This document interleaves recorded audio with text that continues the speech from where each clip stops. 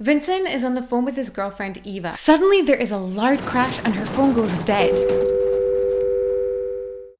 Vincent, in a panic, tries calling back. He is in love with Eva and really worried. He can't get through. Eventually his phone finally rings, but it's not Eva.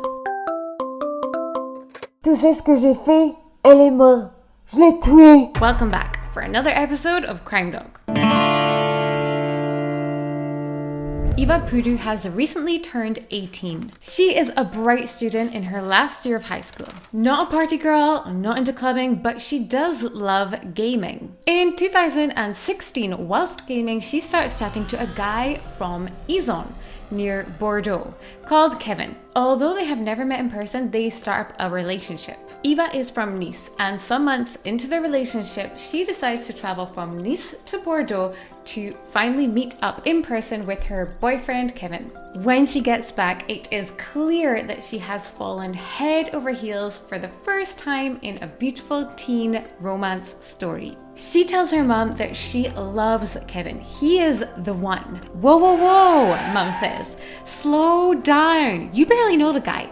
It has only been 2 weeks. But her parents' words are going in one ear and out the other. She is on cloud nine and way too in love to rationalize. But wait for it. She wants to move to Izon to finish her final high school year so she can be closer to Kevin. Her parents are no way on board with this idea. The idea of moving 520 miles across the south of France from Nice to Izon in the most important year of her high school education just to be with some guy.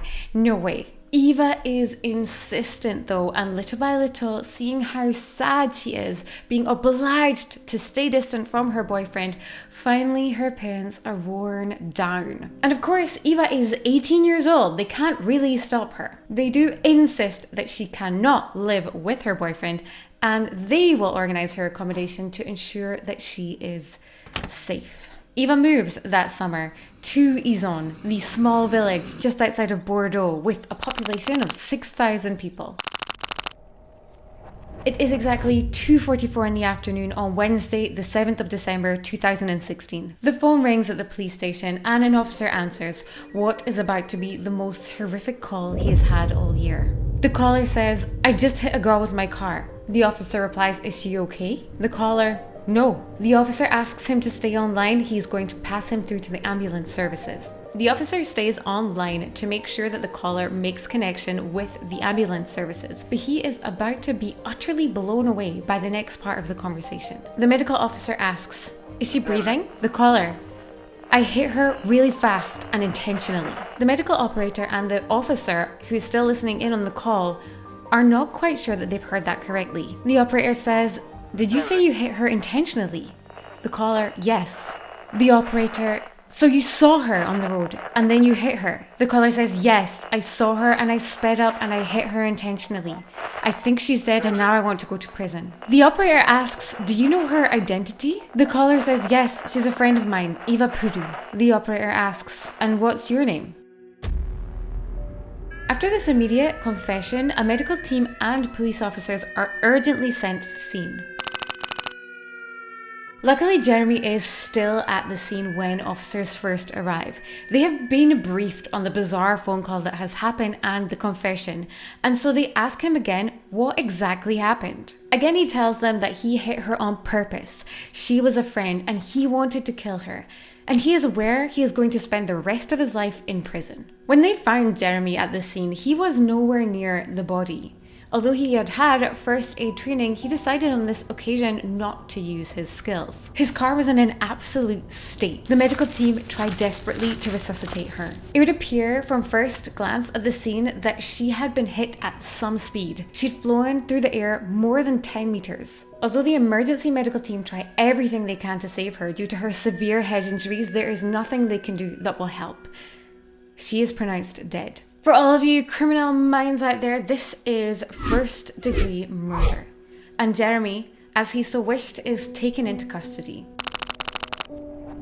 This unusual case doesn't call for much interrogation, as Jeremy has already given a confession. He gave it immediately, first to the medical operator on the phone and then to the first police who arrived on the scene, unprovoked. So in a more formal setting at the station, he once again opens up about exactly what happened, and he repeats the same lines. "I drove fast into my friend.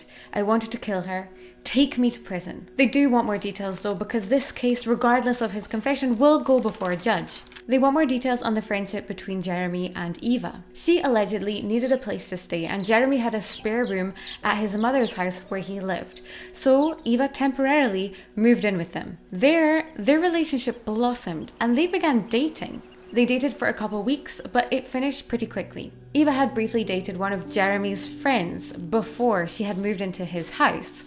This was Kevin, the guy she had moved to Izon for at the beginning. All three of them were gaming together. That's how they met. They chatted online. But the detectives are really curious as to why he wanted to kill her. His simple response is chilling. "J'en avais marre, c'est tout." At the moment of the murder, Eva and Jeremy were no longer dating. This at the beginning leads the police to believe that Jeremy was having difficulty accepting the end of their relationship, and the motive for murder was passion. A teen with a million hormones pumping through his body, struggling to accept the emotional blow. But there is a lot more to Jeremy's story. To give a bit of background, Jeremy had been an excellent student in high school. One of the best. But according to witnesses, in his final year he dropped out. So why the sudden change? As it turns out, that very year, his dad had died of a heart attack. But Jeremy's convinced that the real cause of death was suicide. You see, Jeremy's parents were recently divorced, a divorce that he feels he instigated after having encouraged his mum to file for it, and his dad wasn't handling it well. And thus, Jeremy felt that his father's death was his fault. This was a lot, all at once, and it weighed heavy on him.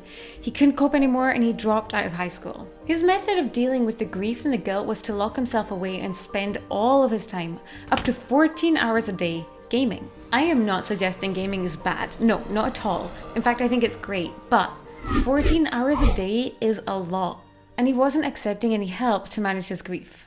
Not long after his confession, however, Jeremy changes his story dramatically. He states that he lied. He really didn't want to kill her at all. In fact, he wanted to kill himself that day. He had left the house that day with the intention of throwing himself in front of a train. He was ready to die and he was driving way too fast. That was when he saw Eva. He saw Eva, but he was going so fast and his mind was so clouded with grief that he lost control of the car, and that is the moment that he hit Eva. Well, with this sudden change of story, the police aren't super convinced. And the main reason that they're not super convinced is that the probability of this happening is slim. The probability of him losing control of the car is quite high. At the moment that he saw his ex-girlfriend, it could happen, but the control-free car hurtling straight into his ex-girlfriend is not that likely. They think he's trying to go back on his statement to get a shorter sentence at the trial, because he has now had time to think about it, had time to talk to lawyers, had time to get advice from people he loves. This is what the police are convinced has happened. But him retracting this confession is going to be a problem at the trial. Suddenly they don't have a guilty plea, so they're going to have to fight for a guilty verdict. The second theory as to what made him change his statement is that after having time to process and digest what had happened, after the shock and the guilt of having just run someone over has subsided, maybe he could think more clearly. Maybe in the moment he had just felt so ashamed and so guilty that he wanted to be prosecuted immediately. Not caring about the actual facts per se was an accident, nor thinking about his mum or the sufferance she'll be subjected to if her son goes to prison. To reinforce his suicide narrative, he informs the police that he has a history of suicide attempts. His recovery was medically supervised, so verifying this is easy. And it's true. However, the police are still uncomfortable with the changed narrative, so for the time being, he remains in custody. At a police station in Saint-Étienne, 300 miles away, a call comes in. A call from a boy named Vincent who wants to report something about a murder. More specifically, about the murder of his girlfriend. Vincent claims to have been the boyfriend of Eva Puddu at the time she was murdered. He tells them that he was on the phone to her the day she died, but what's more interesting is that he was on the phone to her at the exact time she was hit by the car. He heard her being hit by the car. But Vincent has a more important detail to share with the police, and so he's brought in for questioning. On the phone, Eva had told him that she wasn't happy in Izon anymore and she was planning on moving back to Nice in 2 days. That's when he heard the crash. He was listening into her last living moments and he didn't know it. On the phone, it sounded terrifying, and he started to panic when she wouldn't answer him. He knew something was wrong. The phone cuts off and he can't get through to her. Moments later, his phone rings. He was in love with Eva, and according to police statements, he was desperately hoping that that incoming call was from her. But no, it's from Jeremy. Jeremy, his friend who had introduced him to Eva. What did he say? This is what is important. Jeremy tells Vincent that he has just done something unimaginable. He had just killed Eva and he did it on purpose. The police are confused. Why would Jeremy call Vincent to tell him that? Vincent explains that he knew Jeremy quite well. Although they lived hundreds of miles apart, they had talked a lot on gaming chats, and eventually Jeremy comes to visit Vincent in person. And Vincent knew everything about Jeremy. He knew all about his recent tragic family troubles and also everything about his psychological past. So Eva had started dating Vincent very quickly after Jeremy, and Jeremy is close friends with Vincent. This is a blow to any teenager, especially one who has just lost their father. So there is your motive. Jeremy is jealous. Clear and simple. Wrong. Vincent has even more to tell the police, which is going to add another tragic layer to this twisted crime cake. Vincent is relatively certain that Jeremy is in love with him. Yes, Jeremy is in love with Vincent. Vincent alleges that he had difficulty convincing Jeremy that he was not interested, but did want to keep their friendship. This flips our motive on the head. If this is confirmed, then it is more likely that the reason for Eva's murder was because she had stolen Vincent from Jeremy. Of course, the police need more than just Vincent's statement to solidify this evidence in the courtroom. So they bring in the technical support geniuses, and lo and behold, they uncover thousands and thousands of cached messages. Messages hidden in the depths of the gaming world. One notable conversation between Jeremy and Vincent the day before the tragic death of Eva strikes concern. Jeremy tells Vincent he needs to get this off his chest, but he is really into Vincent. Vincent replies kind of in jest, "You need to back off." Not completely, but a little. When Jeremy doesn't back off, Vincent becomes more direct, telling him to stop being so obsessed. And this is where we get sinister. Jeremy tells Vincent that he will regret saying that and shoots a warning that something terrible is going to happen.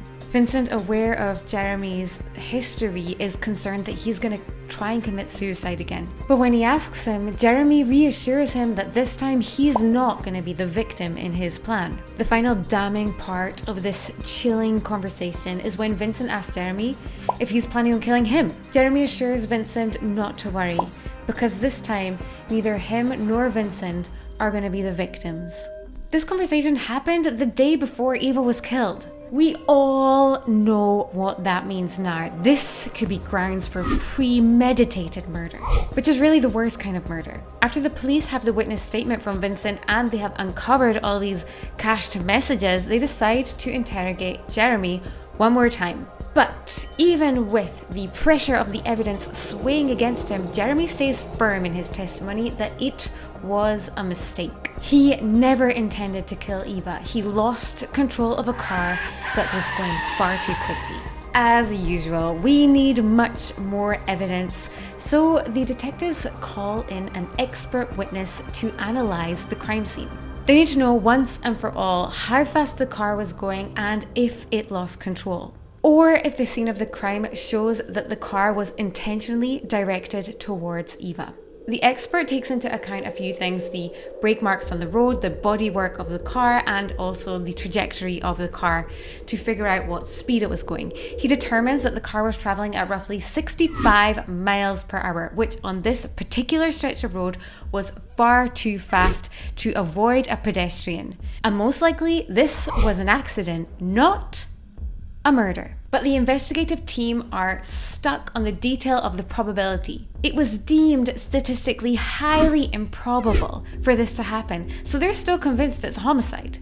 So they bring in a second expert to analyze the same crime scene. The second expert determined that he was driving at roughly 30 miles an hour and stated that he did not believe that he had lost control of the car at all.